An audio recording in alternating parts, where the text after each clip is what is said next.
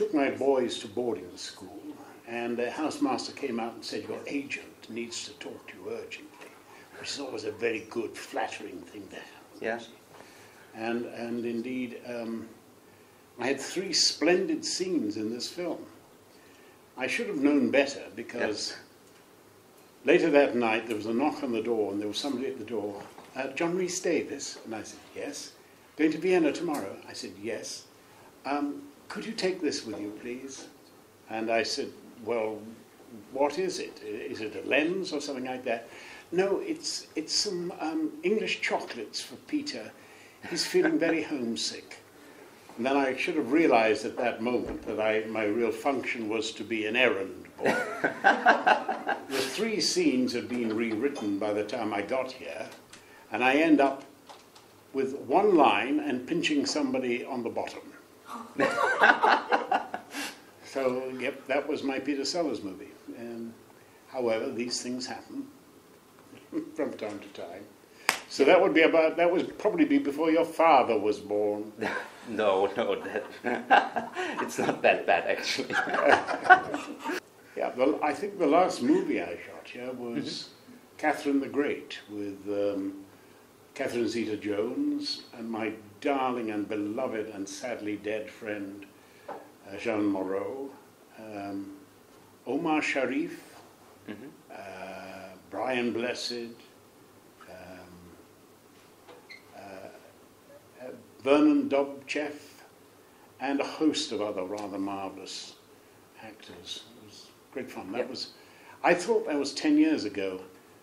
I met one of the guys that I'd worked with on the show today, and he said, "We did that in 1994.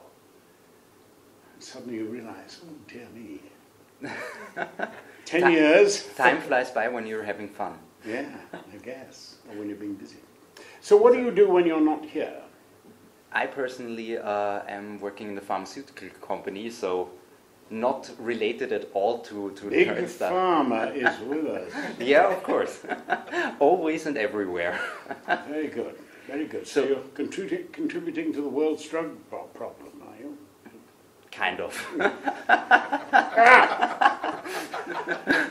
This is going to be the interview from hell, isn't it?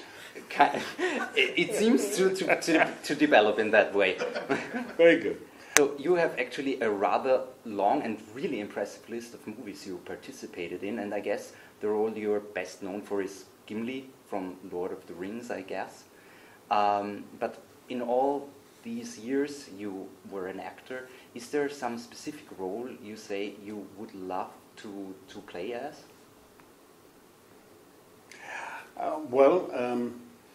There are always parts that you'd like to play. I read quite a lot of scripts every year. I don't read that many good ones. Okay. There are always a few scripts every year that sort of stand out. But one of the great disappointing things is there seem to be quite a lot of films made, and I read a number of scripts that really should be made and never get to see the light of day. But if you ask me what my favourite part is, it's the next one. Okay. Whatever that may be, it's the next one. Okay. Never look back. So is there some kind of role you, in retrospect, would say that you regret accepting in the first place, or? There are lots of films that I go like that when they're mentioned, but in the end you can't second guess them. You know, nobody goes into a film thinking this is going to be complete crap. Everyone goes in thinking, this needs a little bit of work, but I think we can make something entertaining out of it. And then by the end of week 1, you realize that it's never going to be more than complete crap. But there are marvelous shows.